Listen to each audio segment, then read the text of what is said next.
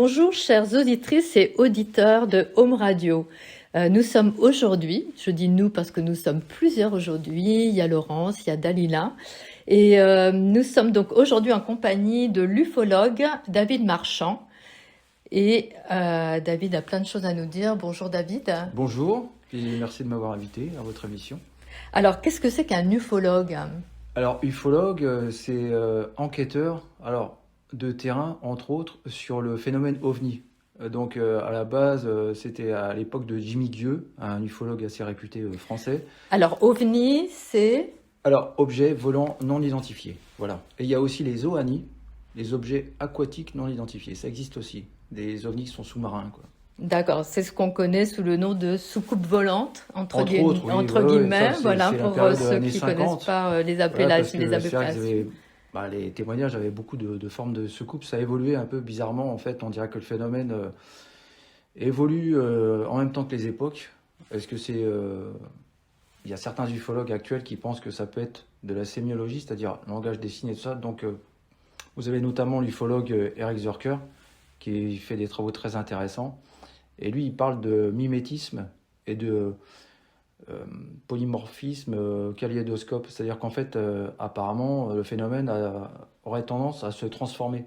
Il y a eu des cas comme ça. Par exemple, je vais vous citer un cas rapidement qui a eu lieu dans les années 50. C'était deux instituteurs qui ont vu donc, dans le sud de la France, au premier abord, ce qu'ils prenaient pour une Micheline, un petit train, et assez élevé. Et au moment qu'elle était en sustentation, elle s'est transformée en sphère. Voilà. Donc ça, c'est un exemple typique de donc, alors, pour définir l'ufologue, vous diriez? Donc, en fait, c'est recueillir des témoignages dans la mesure du possible. Alors, d'une part, moi, je recueille des témoignages. Et d'autre part aussi, je peux faire aussi des enquêtes de terrain sur des cas plus anciens. Parce qu'au fait, on a le recul, par exemple, de la vague de 1954 qui a duré 3 mois en France, avec beaucoup de cas. Et du coup, 70 ans après, on peut retourner sur les lieux, on a un certain recul et tout ça, puis découvrir des choses assez surprenantes. Et donc oui, l'ufologue, c'est recueillir les témoignages, aider les témoins à être à l'écoute, surtout pas faire de jugement, parce qu'on sait qu'en France, malheureusement, il y a toujours la peur du ridicule, les moqueries, etc. Mais il faudrait que les témoins passent au-dessus de tout ça. Et puis, dans la mesure du possible, recueillir tous les éléments, le moindre détail a son importance. Ça, je dis ça, c'est pour les témoins, voilà. D'accord. Et qu'ils n'aient pas peur du ridicule. Et donc, est-ce que c'est une passion, l'ufologie, hein? Comment c'est venu cette passion? Oui, en fait, oui, parce que donc ça m'est venu de l'enfance. Disons que dans mon enfance, chez mes grands-parents maternels, j'ai vécu des choses avec une vache qui était blessée, etc. Alors, je vais essayer de résumer, hein, mais voilà, et il s'avère qu'en fait, le lendemain, elle était entortillée en fait dans la clôture. Voilà, c'était le soir, j'étais petit, j'avais 6 ans. Et j'ai pris un peu peur. Et quand je me suis reculé, je suis retourné dans la ferme, il y a des outils qui sont tombés sur le côté. J'ai entendu des pas lourds comme courir. Mais ça s'est arrêté net, comme si l'individu s'envolait, comme on dirait. Et donc du coup, le lendemain matin, dès l'aube, je suis allé voir un peu à l'endroit où il y avait eu la vache blessée sur le flanc, etc. Et là, il y avait 4 traces équidistantes, 4 traces rectangulaires, assez profondes, donc quelque chose de lourd. Alors je dis pas forcément un engin ou autre, mais c'était particulier. Et il y a eu ça comme expérience. Après, il y a eu une autre expérience. J'étais au camping avec mes parents. Moi, je dormais pas, j'étais au milieu de deux. Et là, j'ai vu une silhouette à l'extérieur, comme une ombre, s'approcher de la tente, carrément ouvrir la tente. Moi, je dormais pas, j'en suis sûr et certain. Et là, j'ai vu typiquement, j'ose le dire, hein, une figure comme les petits gris, quoi. Voilà, une figure sans bouche, sans rien, avec des grands yeux et tout ça. Et là, il y a un blackout. Donc, suite à tout ça. Alors, les petits gris, c'est un type d'extraterrestre, hein, pour résumer voilà, un petit peu. De petite taille, qui serait de peau grisâtre, avec des grands yeux en forme d'amande, noirs. Voilà. Et moi, c'est ce que j'ai vu à l'époque. Je peux pas l'expliquer, surtout que c'est assez court comme souvenir. Et après, il y a comme un blackout. Je me souviens pas de ce qui s'est passé par la suite. Et après, plus tard, notamment, j'avais trouvé un livre de Jean-Claude Bourret dans un vide-grenier. Ça, c'était en 2003. Il parlait d'un cas dans le Loiret, à Cerdon, qui était arrivé dans les années 50, avec un militaire qui était en permission ce week-end-là. Il était avec sa fiancée. Et ils ont vu quelque chose sur la route de Cerdon. Ils croyaient que c'était au départ un tracteur qui était incendié. Et plus ils se rapprochaient, ils ont vu que c'était pas ça. Et il s'avère qu'en fait, c'était un ovni qui faisait la taille d'une maison de 3 étages. Et ils se sont couchés dans l'herbe parce qu'en fait, il a émis un rayon. Donc voilà, puis après, il est parti. Et du coup, moi, je suis allé sur les lieux. J'ai retrouvé les lieux, en fait, d'après le livre de Jean-Claude Bourret. Et à ma grande stupeur, on était trois. J'étais avec ma compagne de l'époque et un ami. Et on a vu des crop circles à cet endroit-là. Donc j'aurais eu un drone à l'époque pour filmer, on aurait vu, c'était 3 cercles, hein, vraiment des crop circles assez simples. Mais voilà, pour moi c'était des crop circles. Donc là, ça m'a décidé de me lancer. Et puis vraiment que j'ai fait les choses avec sérieux, que je me suis vraiment lancé, c'est en 2021, j'ai lancé ma chaîne, Urdavex Investigation. Et là, je me suis dit, bon, bah, je vais tâcher de faire de l'ufologie sérieusement. D'accord. Voilà. Donc, alors, ben, c'était l'objet de ma prochaine question. Est-ce qu'on doit considérer l'ufologie comme une science? Est-ce que la démarche est scientifique? Alors, il peut y avoir des ufologues qui sont scientifiques de base. Par contre, l'ufologie, c'est pas reconnu, par exemple en France, c'est pas quelque chose qui est reconnu. On va dire que c'est une passion, c'est aider les autres et tout ça. Alors, on peut orienter les témoins vers le GEPAN, vers la gendarmerie, faire une déposition, parce que normalement, la gendarmerie, dans leur service, ils ont des procès-verbaux qui sont dédiés à ça. Donc, les témoins font un procès-verbal, et ensuite, ça part au GEPAN. Voilà, le GEPAN qui est un organisme en France, donc de l'étude du phénomène. Qui recueille Qui recueille tous les ces témoignages, témoignages etc. de Et qui phénomènes un fait peu des mystérieux. classifications. Ouais. Ça va de A à D, suivant l'importance, l'étrangeté du phénomène, en fait, par rapport aux témoins. D'accord. Voilà. Alors, ben justement, tu parlais de la manière dont tu avais traité certains événements qui avaient été portés à ta connaissance. Alors, comment ça se passe une enquête en ufologie, hein? Donc, Ouais. on signale quelque chose Voilà, et c'est ça, oui. ensuite, Ouais, quel ouais. est le déroulement, hein? Bah, en fait, donc le témoin, si possible, hein, alors moi, par exemple, j'ai un questionnaire de 20 questions. Disons que c'est les questions qui reviennent chez tous les ufologues, hein. C'est une base qui est là depuis les années 50, qui est importante. Et puis, je me suis fait un autre organigramme avec justement les travaux d'Eric Zurker. Parce qu'il s'avère que dans ces travaux, il appelle ça les 8 clés du mystère. Et sur les 8 clés, ça revient à 90-95% des cas. Donc ça, c'est avéré. Par exemple, l'élusivité du phénomène. C'est-à-dire qu'en grande majorité, le phénomène, il vient, c'est ce que Eric Zurker il appelle la séquence, et après il repart. Et ça dure très peu de temps. Alors, l'impression chez certains témoins, c'est comme s'ils étaient choisis en fait. D'après Eric Zurker, lui, il dit clairement qu'il y a une intentionnalité du phénomène.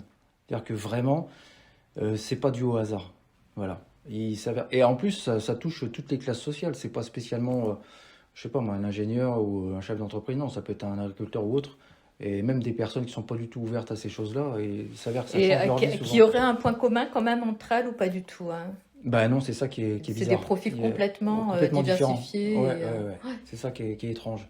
Et par contre, donc du coup, j'ai mon questionnaire. Et bah voilà, j'ai mon tableau, etc. Je pose des questions aux témoins.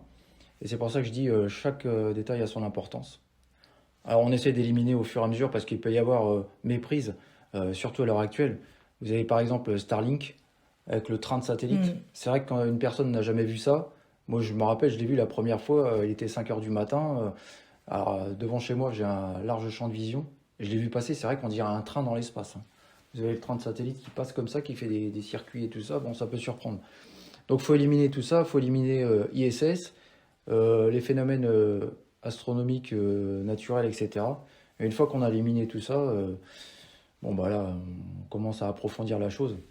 D'accord. Mais je rejette jamais, je veux dire, quel que soit le témoignage, j'écoute toujours, quoi, parce que, bon, il peut y avoir méprise, mais je pense que si la personne fait la démarche, quand même, à l'heure actuelle, il me semble que les gens sont suffisamment cultivés sur l'astronomie, les astres, etc., pour pas faire de méprise. Bon, Starlink, je dis pas, il peut y avoir encore des méprises, mais on peut pas confondre, par exemple, avec un avion, ça m'étonnerait quoi, quand même. Il y en a beaucoup qui disent non, mais parce que vous savez, par exemple, c'est pas pour dire du mal du GEPAN, mais souvent, par exemple, le GEPAN, ils disent ouais, c'est des lanternes de taille, mais vous avez des cas quand même. Alors, les lanternes de taille, c'est souvent des méprises, ça peut arriver.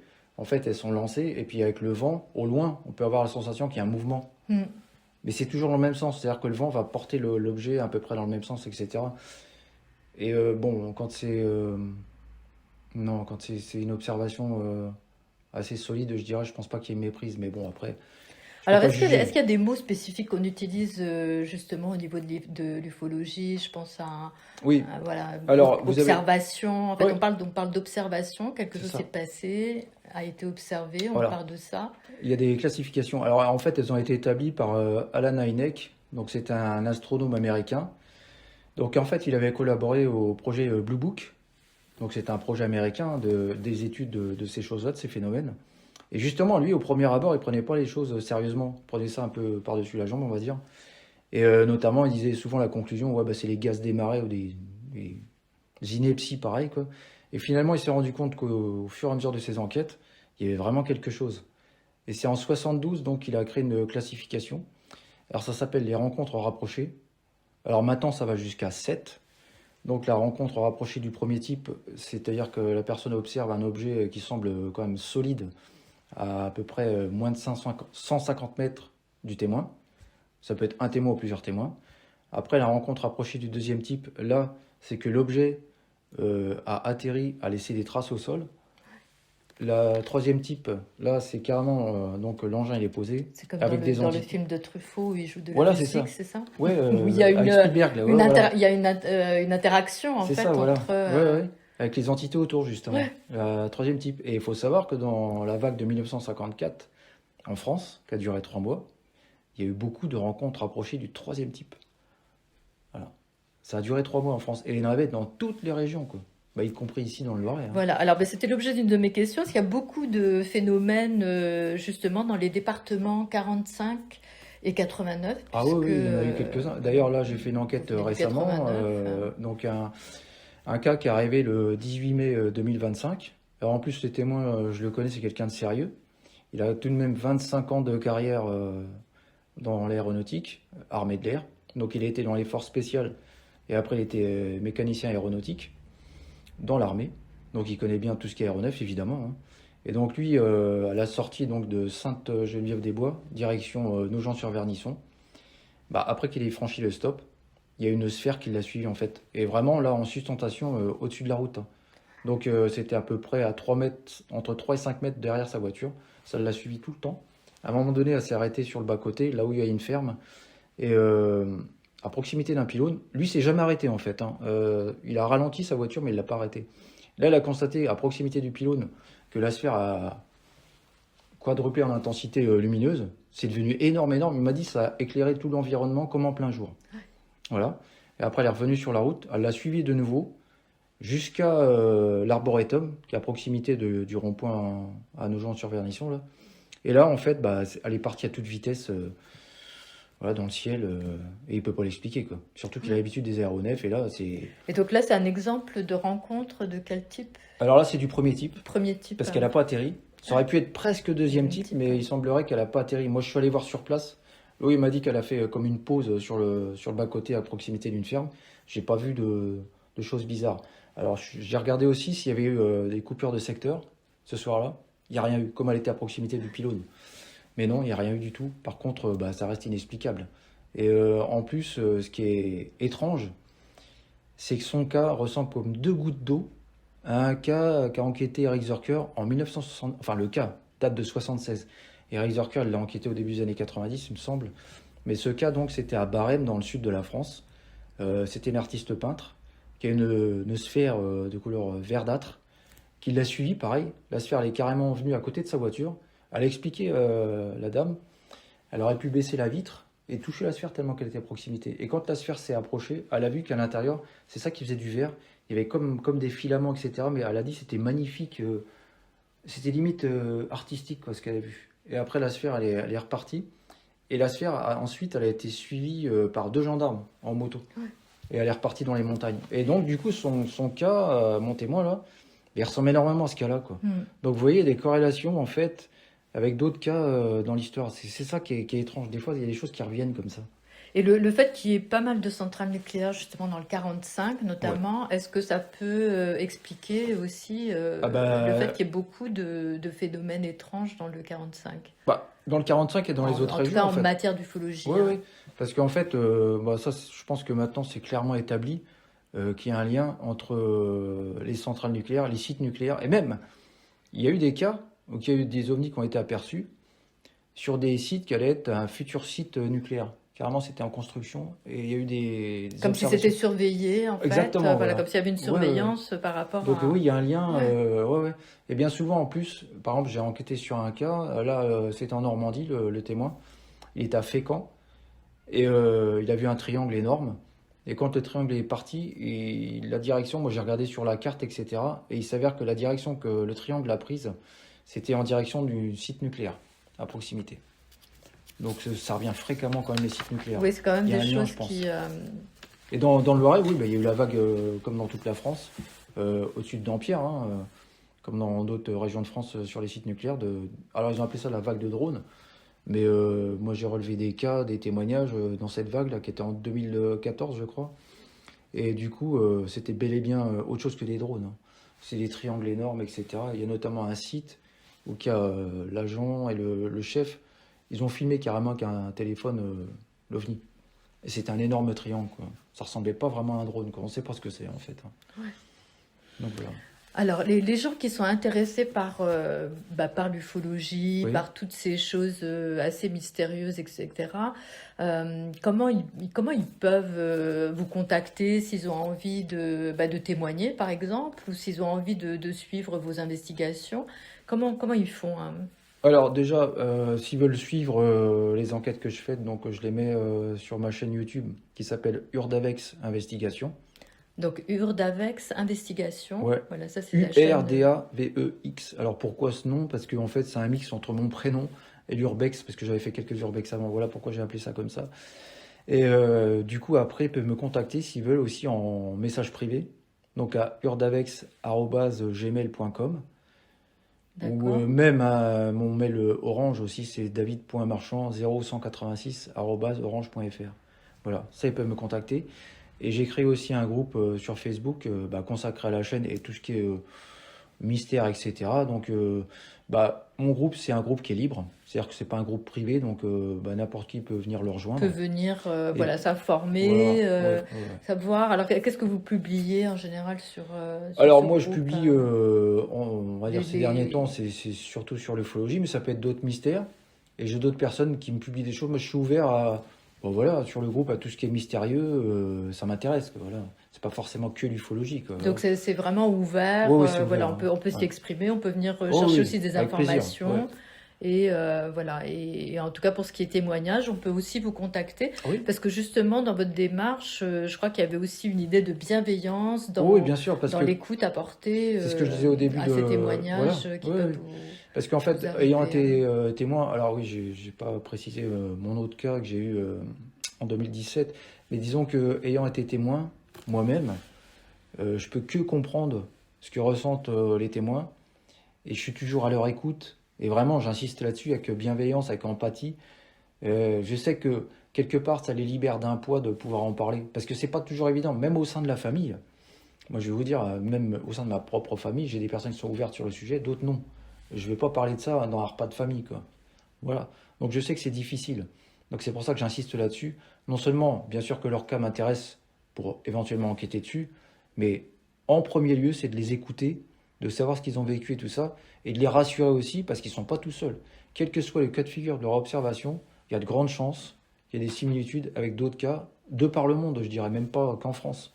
Donc Donc, c'est un moyen d'être rassuré peut-être sur sa santé mentale. ah oui, Voilà, bien sûr, quand oui, on parce est que comme ça bon, témoin c'est vrai que quelques années en arrière, de en France, phénomènes un peu inhabituels, oui, mystérieux et qu'on n'arrive pas en tout cas à voilà, c'est ça. expliquer. C'est ça, c'est ça. Et puis en plus, à l'époque, allez, la vague des années 50, on va dire, c'était très tôt les boulons, comme on dit hein, dans les termes ufologiques, c'est-à-dire vraiment matériel, etc. Et ces dernières années, on a plus tendance quand même à se rendre compte que certes, il y a un côté tôt les boulons, mais il y a aussi un phénomène qui est lié à la conscience. Voilà. Avant, on pensait extraterrestres venant d'une autre planète, d'un autre système solaire, etc. Et maintenant, on aurait plus tendance à parler avec la physique quantique, avec des dimensions parallèles, etc. Peut-être que finalement, ils sont bien plus proches de nous qu'on imaginerait. Ça peut être d'une autre dimension. C'est avéré de toute manière qu'il y a un lien avec la conscience. Dans certains cas, c'est avéré, quoi. Donc je pense que, bon, si un jour on trouve l'explication, j'en doute. Mais en tout cas, ça commence à avancer sur ce terrain-là, quoi. Donc, À voir les choses d'une autre manière oui, par plutôt rapport, que terre à terre, de par trop rapport terre à à terre. tout ce que peut amener la physique quantique, Voilà. les possibles de la physique quantique Oui, et qui du puis coup même permettent par rapport à la de spiritualité, comprendre etc. Je veux dire, avec autrement. la conscience, etc. On sait que, voilà. Non, non, il y a vraiment un lien, je pense que... Et puis souvent, en plus, ils apportent... Alors, quand il y a des rencontres approchées du troisième type, il y a quelquefois des messages de faire attention à la planète, que, par exemple, le nucléaire, c'est mauvais, etc. Hmm. On a le cas, notamment en Afrique du Sud, qui est avec une école, avec des élèves. Ils ont vu un ovni et les entités leur ont montré des images pour leur faire comprendre que, voilà, en passant par des enfants, en fait, message positif et de dire qu'il faut faire attention à l'environnement, le nucléaire, c'est néfaste, etc.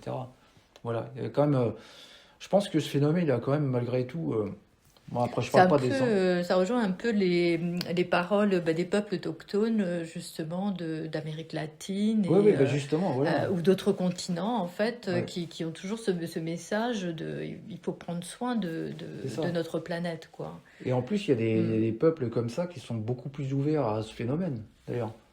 Que ce soit en Amérique du Sud, en Afrique, etc. Parce que, on va dire, c'est quelque part, entre guillemets, c'est déjà dans leur culture. Ils sont déjà prêts, entre guillemets, par Mm. rapport à nous. C'est Oui, c'est différent. ça. Mm. Ouais, Ils ont plus cette connexion avec avec la la nature, planète, ouais, avec avec la la Terre, nature, hein, c'est etc. Oui, vrai. oui. Mm. Alors, David, le 27 février prochain, à 20h30, à Oui, l'Alticiné Montargis, vous allez animer un débat après la projection du film Lady Nazca. Alors, ce film ne traite pas vraiment d'ufologie, c'est plutôt l'histoire de cette femme qui a consacré sa vie à l'étude des glyphes de Nazca au Pérou. Mais ce qui est intéressant, donc, c'est que vous allez euh, donc elle va donner un sens à ces glyphes, mais Nazca, c'est une région qui est bien connue des ufologues, hein, parce que oui. justement, il y a beaucoup de choses qui s'y passent. Et du coup, vous allez apporter, vous, le regard ufologique, en fait, sur ces lignes de Nazca. Est-ce que c'est un challenge d'animer ce débat? Alors, par le passé, parce que avant, j'étais, enfin, je le suis toujours entre guillemets, mais je réalisais des courts-métrages en autodidacte, etc. Donc, en fait, il m'arrivait, j'avais un court-métrage sélectionné dans un festival, parce que j'avais deux projets de long-métrage. Il y en a un que j'ai écrit et l'autre, il a été écrit par des amis. Et donc, du coup, avec mon projet de long-métrage, j'étais ami avec certains acteurs américains, italiens, etc., qui étaient intéressés par mon projet. Et donc, il y avait un acteur italien qui était invité à un festival dans lequel j'avais un court-métrage en compétition. Et il s'avère que le président du festival connaissait pas trop la carrière, il s'appelait Giovanni Lombardo Alice. Et du coup, il m'avait proposé spontanément le midi d'animer justement le débat et par rapport à la carrière de Giovanni, que moi je connaissais bien. Donc ça s'est fait spontanément. Donc en fait, je l'ai déjà fait ça. Bon, c'était différent, c'était sur le thème du cinéma, mais ça m'est arrivé déjà. Donc oui, c'est un peu un challenge au début parce que bon, faut briser la glace, Faut quoi. lancer, Voilà, c'est voilà, ça. briser la glace, Et se lancer le lancer, quoi, truc, hein, voilà. ouais. Mais une fois qu'on est dedans, bon, bah, surtout quand c'est une passion, voilà. Mais oui, oui, de Il toute y a beaucoup de façon, choses à dire et c'est ça, voilà, parce qu'en plus, la ligne de Nazca, non seulement déjà, c'est un mystère quand même, parce qu'on voit ça du ciel et tout ça, on se demande, il y a ça d'une part. ouais. Et puis ces derniers temps, au niveau ufologie, il y a eu de l'actualité, parce qu'avec les momies de Nazca, c'est un peu polémique, mais bon, c'est quand Oui, même oui, mystérieux. Nazca, c'est un haut lieu, en fait, vraiment pour les ufologues, Ouais, quoi, c'est hein. ça. C'est vraiment un endroit très important, d'où l'idée d'apporter justement le regard de l'ufologie Voilà. sur cette partie de la planète. Et puis aussi, voilà, justement, de s'informer un peu des dernières actualités C'est ça, aussi voilà. sur ce qui a été Et, trouvé et sur puis peut-être des petites choses comme à ça que je pourrais Nazca. expliquer, parce que Hmm. par exemple, je pense que pour le grand public, le phénomène ovni est beaucoup plus présent, par exemple, aux États-Unis.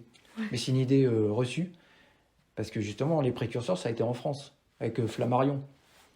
Dès le 19e siècle, Camille Flammarion, qui était astronome, il a constaté des anomalies.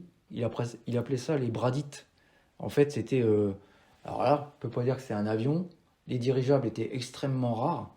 Et il y a eu une vague de choses inconnues en 1871, à l'époque de Camille Flammarion. Lui, il a classifié ça dans les bradites, il appelait ça comme ça. C'est par rapport à un terme grec de l'an. Voilà, ça veut dire ça. Et en fait, il s'avère il semblerait que ce soit des RR1 et occasionnellement des RR2. Mais c'est bel et bien des anomalies. Voilà, il a fait des croquis, etc. C'est quand même mystérieux, quoi, quand même. Hmm. Voilà. Eh ben, merci beaucoup, David. Et juste pour finir, Oui, est-ce que vous pouvez rappeler comment on fait pour vous contacter si on a oui, bien envie sûr. de vous parler, de témoigner, Alors, il y a d'avoir plusieurs possibilités, comme je disais. Donc, des alors, il y a l'adresse informations? mail urdavex@gmail.com. Il y a sinon mon adresse mail perso aussi, voilà, pas de problème. C'est david.marchand0186@orange.fr. Et il y a éventuellement aussi donc le groupe Facebook, Urdavex Investigation. Là, les gens peuvent y aller, hein, c'est pas fermé du tout, c'est ouvert au public. Et puis, ils peuvent me faire un message, hein, que ce soit sur le groupe ou sous mon profil, hein, voilà, j'accepte sans problème. D'accord. Et Voilà. puis et la chaîne Et la chaîne YouTube, évidemment, oui, aussi. Urdavex Ouais. Investigation, voilà. Et il m'arrivait effectivement de faire des enquêtes comme ça parce que j'avais notamment la première vidéo que j'ai faite sur l'ufologie, c'était un triangle qui avait été observé à Rogny-les-Sept-Écluses dans l'Yonne, là justement. Donc une R1 spectaculaire avec corrélation, c'est-à-dire qu'en fait il y a Rémi Fauchereau dans l'Yonne, qui est un ufologue de Londac, donc un ami, hein, et lui il s'est intéressé à l'ufologie dès la fin des années 60. Et il avait enquêté sur ce cas de triangle. Et donc par Rémi et par le témoin que j'ai eu, il y a une corrélation. Donc ce triangle a été vu à Rogny-les-Sept-Écluses, à Auxerre et à Pont-sur-Yonne le même soir. Donc là, en fait, on a 3 témoins oculaires au minimum le même soir, avec 1 heure d'intervalle. Bon, ben, tout ça s'annonce Donc, vraiment passionnant. Donc, je rappelle juste cette projection, ce ciné-débat qui va avoir lieu le 27 février prochain, donc à 20h30 à l'Alticiné de Montargis. Et ce sera le film Lady Nazca qui sera projeté. Et vous aurez donc à ce moment-là la joie de pouvoir retrouver David pour merci. le débat qui suivra cette projection. Et merci de cette proposition d'animer ce débat, hein. Je suis très touché et voilà. Ce sera... Eh ben, merci beaucoup, David. Merci.